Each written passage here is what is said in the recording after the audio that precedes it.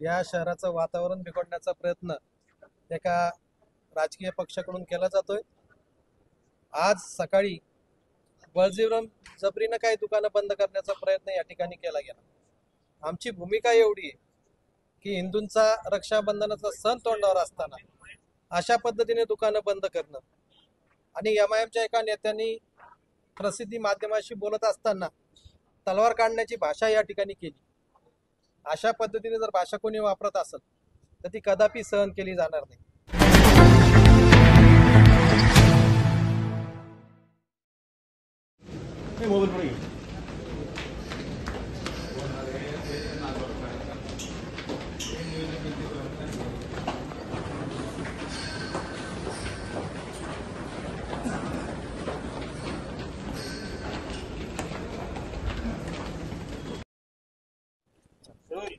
काय तुमच्या मागण्या होतात? पोलीस आयुक्तांनी काय आश्वासन तुम्हाला दिले?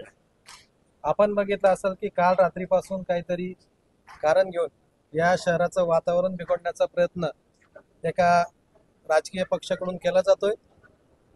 आज सकाळी बळजबरीनं काही दुकानं बंद करण्याचा प्रयत्न या ठिकाणी केला गेला। आमची भूमिका एवढी आहे की हिंदूंचा रक्षाबंधनाचा सण तोंडावर असताना अशा पद्धतीने दुकानं बंद करणं आणि एमआयएमच्या एका नेत्यांनी प्रसिद्धी माध्यमाशी बोलत असताना तलवार काढण्याची भाषा या ठिकाणी केली। अशा पद्धतीने जर भाषा कोणी वापरत असेल तर ती कदापि सहन केली जाणार नाही।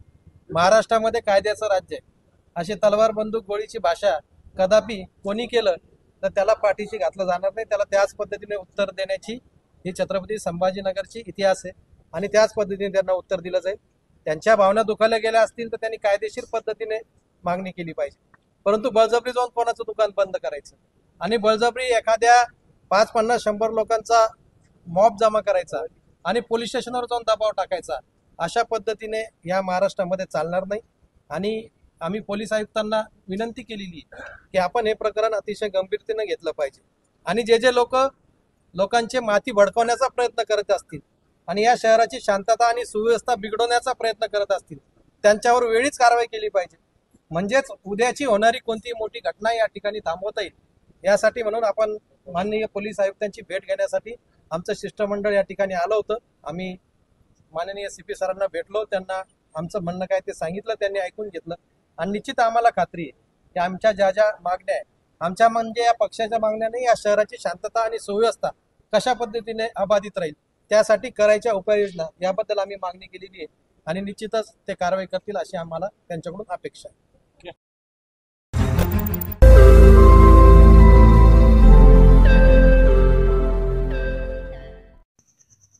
रोज नई खबरों को देखने के लिए हमारे औरंगाबाद समाचार चैनल को सब्सक्राइब कीजिए और नोटिफिकेशन पाने के लिए हमारे बेल आइकन को दबाइए ताकि हर खबर की नोटिफिकेशन आपको मिलती रहे।